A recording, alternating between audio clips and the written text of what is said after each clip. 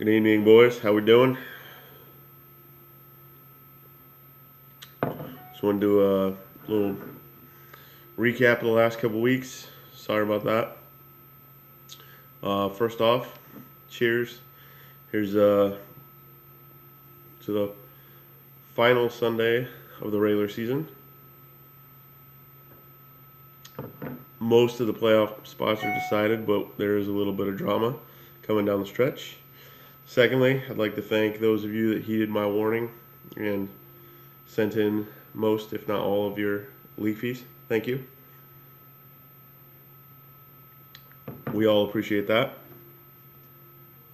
So, just go over high scores for week 10 and week 11. Had Chuck with 169 points in week 10. Congrats. Had DC with 163 points in week 11. High score. Congrats. So, week 12, the high score was Joe with 119 points over Miller with 103. Devontae Adams balling out for him, 25 points. Miller, you had a pretty good game, but just not enough. Sean McCoy, 30 big points, but couldn't quite put it up enough. Then we had the next highest was Travis with 111 points, getting the win over Minnow with 91 points, with Eli Manning putting up 25 points for Travis. And Minnow, you had 41 on Drew Brees, but the rest of your team really didn't do much for you, so it's kind of disappointing. And then we had Nate with another win, 106 to 93 over Craig. And he had his quarterback finally playing him again, David Carr, going up 23 points, even though his little pinky got hurt. And then Craig, he had Antonio Brown putting up 27 points. But just not enough, man. You fell off the cliff, dude. So, I know how that feels. And we had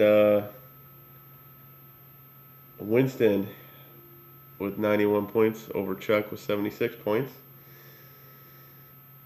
So, I know Winston's happy about that. He always gloats whenever he beats Chuck. Sorry about that. So, cheers on that. And then last and certainly least was DC versus myself, with DC scoring 95 points. And not this game, but my team with the most underwhelming performance of the week with a whopping 62 points. Started off good on Thanksgiving, and then it fell off a cliff from there. So, yeah, that was just absolutely terrible. So, going into the final week, we have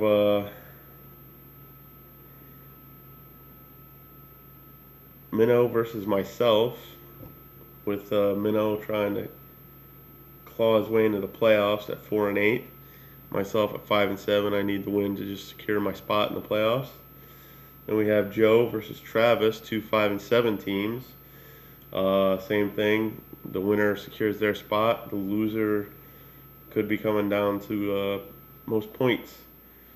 Then we have Miller, who's out of the playoffs at 2-10, versus DC at 10-2, and believe needing the win to just wrap everything up for the regular season. But I will double check in 1 second.